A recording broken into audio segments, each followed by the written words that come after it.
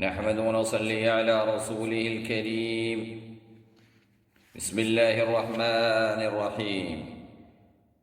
وعن أبي هريرة رضي الله عنه عن النبي صلى الله عليه وسلم قال: من كان يؤمن بالله واليوم الآخر فليقل خيرا أو ليصمت. رواه البخاري ومسلم.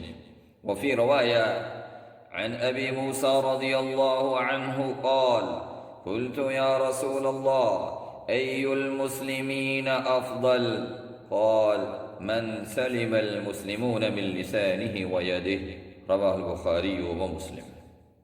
سامعین کرام، آج جس موضوع پر بات کرنی ہے وہ ہے زبان. کہ آپ صلی اللہ علیہ وسلم نے اسی کی ترغیب دی ہے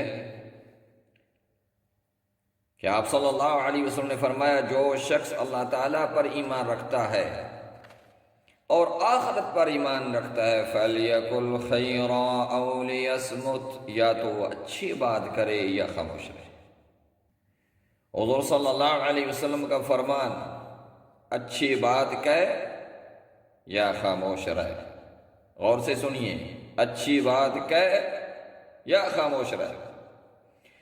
جو بات انسان کے منہ سے نکلتی ہے اس کا اللہ تعالیٰ کے ہاں بڑا مقام ہے.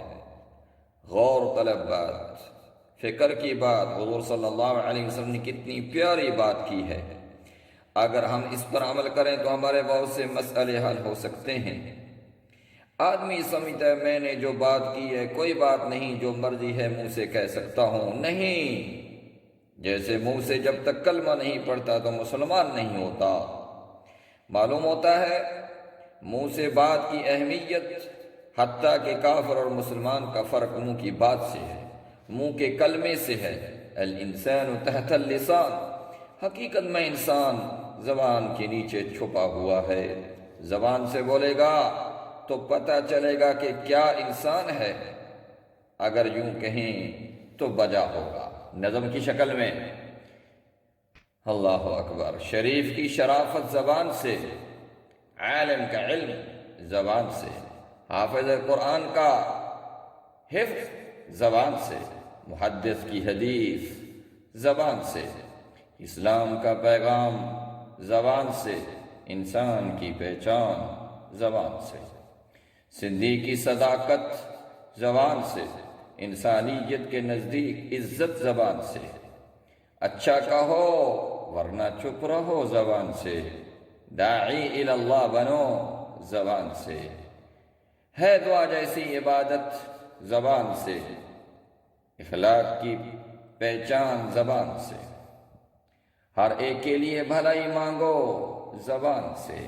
اللہ کا شکر ادا کرو زبان سے. جو کہو اچھا کہو زبان سے. ہر دم حق کا کلمہ کہو زبان سے. آج ہمارے جھگڑے فساد زیادہ تر زبان سے ہیں. چند احادیث پڑھیے، اپنے گریبان میں جھانک کر دیکھیے کیا یہ حدیث ہمارے خلاف تو نہیں. حضور صلی اللہ علیہ وسلم نے جو فرمایا: من سلم المسلمون من لسانه ويده.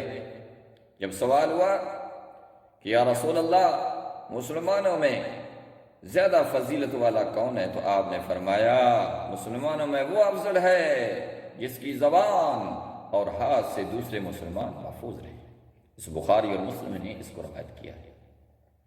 یعنی اپنے ہاتھ سے اور زبان سے دوسروں کو تکلیف نہ دے.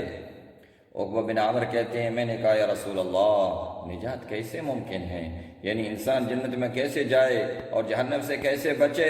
تو آپ صلی اللہ علیہ وسلم نے فرمایا اپنی زبان قابو میں رکھ اور اپنے گھر میں رہ اور اپنے گناہوں پہ رویا کر. سب سے پہلے زبان کا ذکر ہے. گھر میں وہ یعنی گھر سے باہر ہر قسم کے فتنہ ہے، اس لیے ان فتنوں سے بچ کر گھر میں عبادت کر. گناہوں پر رونا یہ بھی کسی کو نصیب ہوتا ہے. آدمی ہر چیز پر روتا ہے لیکن گناہوں پر معافی مانگنے میں بہت کم روتا ہے. اللہ تعالیٰ توفیق دے. ایک اور حدیث سنیے جس کو امام مالک اور امام ترمذی رحمہ اللہ نے ذکر فرمایا ہے. آپ صلی اللہ علیہ وسلم نے فرمایا کوئی آدمی اللہ تعالیٰ کی رضا کے لیے یہ بات کرتا ہے، اسے اندازہ نہیں یہ بات اسے کتنے اونچے مقام پر لے جائے گی۔ اللہ تعالیٰ اس کے لیے قیامت کے دن تک اپنی رضامندی لکھ دیتا ہے، یعنی اللہ تعالیٰ اس سے راضی ہو جاتا ہے۔ اسی طرح کوئی آدمی اللہ تعالیٰ کی ناراضگی کی بات کرتا ہے، اسے اندازہ نہیں کہ یہ بات اس کو کتنا نیچے گرا دے گی۔ اللہ تعالیٰ اس کے لیے قیامت کے دن تک ناراضگی لکھ دیتا ہے۔ اللہ اکبر! خوب سمجھیے اس بات کو۔ ایک ہی بات سے آدمی جنت تک پہنچ گیا، اسی طرح ایک ہی بات سے جہنم تک پہنچ گیا۔ تو کیوں نہ حضور صلی اللہ علیہ وسلم کے فرمان پر عمل کریں، یا تو اچھی بات کریں یا خاموش رہیں۔ اگر اس پر عمل ہو جائے تو پورے معاشرے میں بہت سے فساد، جھگڑے ختم ہو جائیں گے۔ معاشرے کے ہر فرد، ہر آدمی کو سکون ملے گا، ہر گھر سکون کی زندگی گزارے گا۔ اللہ تعالیٰ ہم سب کو عمل کی توفیق دے۔